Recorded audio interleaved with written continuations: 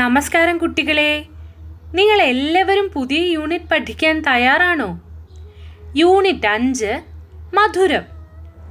ഊണിൻ്റെ മേളം, താളും തകരയും എന്നിങ്ങനെ 2 പാഠഭാഗങ്ങളാണ് ഈ യൂണിറ്റിൽ ഉൾപ്പെടുത്തിയിട്ടുള്ളത്.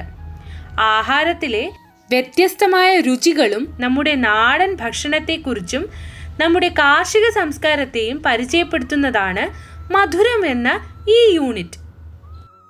നമുക്ക് പ്രവേശകത്തിൽ നൽകിയിരിക്കുന്ന കഥ നോക്കിയാലോ? മധുരം.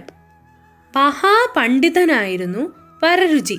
ഉച്ചയോടടുത്ത സമയത്ത് ഒരു ദിവസം അദ്ദേഹം ഒരു ഇല്ലത്ത് ചെന്നുപെട്ടു. ഊണ് കഴിച്ചിട്ട് പോകാമെന്ന് ഗൃഹനാഥൻ ക്ഷണിച്ചു. വരരുചി പറഞ്ഞു, എനിക്ക് ചില ചിട്ടകളൊക്കെയുണ്ട്. ഊണിന് 101 കറി വേണം. ഊണ് കഴിഞ്ഞാൽ 3 ആളെ തിന്നണം. 4 പേർ എന്നെ ചുമക്കുകയും വേണം. അതു കേട്ട് ഗൃഹനാഥനായ ബ്രാഹ്മണൻ അമ്പരന്നുപോയി. ഉടൻ അകത്തു നിന്ന്, എല്ലാം ഒരുക്കാമെന്ന് പറയൂ അച്ഛാ എന്ന് മകൾ പഞ്ചമി വിളിച്ചു പറഞ്ഞു. ഇതുകേട്ട്, എല്ലാം തരാക്കാം, കുളിച്ചിട്ട് വന്നോളൂ എന്ന് വരരുചിയോട് ബ്രാഹ്മണൻ പറഞ്ഞു. കുളി കഴിഞ്ഞു വന്ന വരരുചി വളരെ തൃപ്തിയോടെ ഊണ് കഴിച്ചു.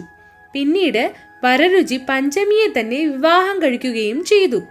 നിങ്ങൾ ആ കഥയുടെ അവസാനം ഒരു ചോദ്യം കണ്ടോ? പഞ്ചമി എങ്ങനെയായിരിക്കും വാക്കുപാലിച്ചിരിക്കുക? നിങ്ങൾക്ക് എന്തു തോന്നുന്നു?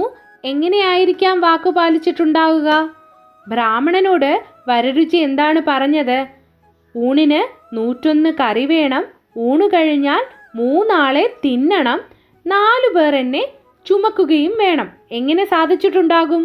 കുളി കഴിഞ്ഞ് വന്നപ്പോൾ പഞ്ചമി അദ്ദേഹത്തിന് കഴിക്കാനായി ചോറും ഇഞ്ചിക്കറിയും തയ്യാറാക്കി വച്ചിരുന്നു. ഇഞ്ചിക്കറി 101 കൂട്ടം കറിക്ക് തുല്യമെന്നാണത്രേ. അടുത്തതായി 3 ആളെ തിന്നണമല്ലേ? 3 ആളെ തിന്നണമെന്നാൽ വെറ്റിലയും പാക്കും ചുണ്ണാമ്പും ചേർത്ത് മുറുക്കണമെന്നാണ് ഉദ്ദേശിച്ചത്. പിന്നീടോ 4 ആള് ചുമക്കണമെന്ന്. കിടക്കാൻ 4 കാലുള്ള ഒരു കട്ടിലും പഞ്ചമി ഒരുക്കിയിരുന്നു. പഞ്ചമിയുടെ ബുദ്ധിശക്തിയും ആ കുടുംബത്തിൻ്റെ ആതിഥ്യ മര്യാദയും നമുക്കിവിടെ കാണാം. ഇനി നമുക്ക് പാഠഭാഗം നോക്കിയാലോ?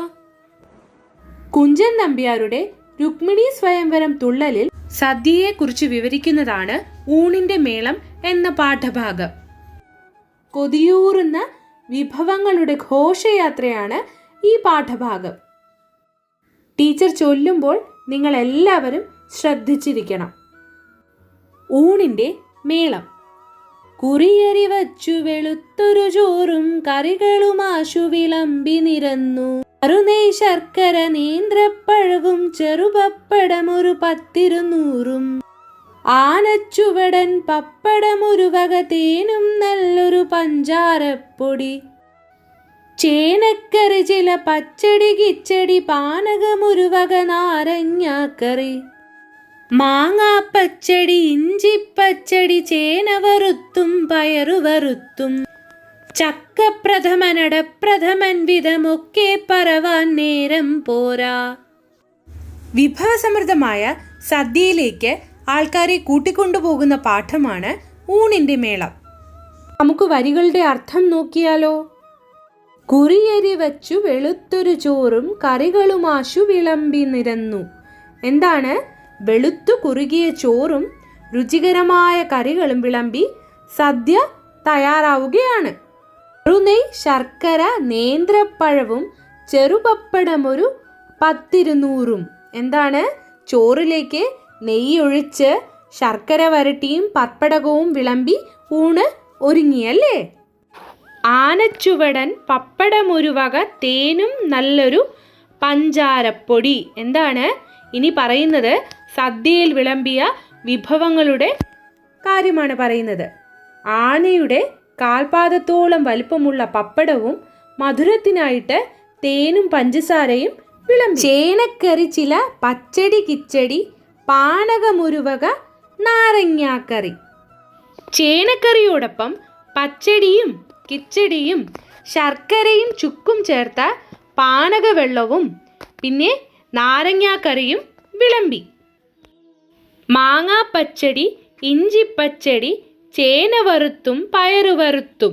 പച്ചടികളായിരുന്നു മാങ്ങാപ്പച്ചടി, ഇഞ്ചിപ്പച്ചടി, അതിൻ്റെ കൂടെ ചേന വറുത്തതും പയറു വറുത്തതും. ചക്കപ്രഥമൻ അടപ്രഥമൻ വിധമൊക്കെ പറവാൻ നേരം പോരാ. അതിനുശേഷം ചക്കപ്രഥമനും അടപ്രഥമനുമൊക്കെ വിളമ്പിയതൊക്കെ പറയാൻ നേരം പോരാ എന്നാണ് നമ്പ്യാർ പറയുന്നത്. നിങ്ങൾക്ക് എല്ലാവർക്കും കവിത ഇഷ്ടപ്പെട്ടോ? കവിതയുടെ ബാക്കി ഭാഗം നമുക്ക് അടുത്ത ക്ലാസ്സിൽ പഠിക്കാം. എല്ലാവരും കവിത ഈണത്തിൽ ചൊല്ലി നോക്കണം. അടുത്ത ക്ലാസ്സിൽ കാണും വരെ നന്ദി.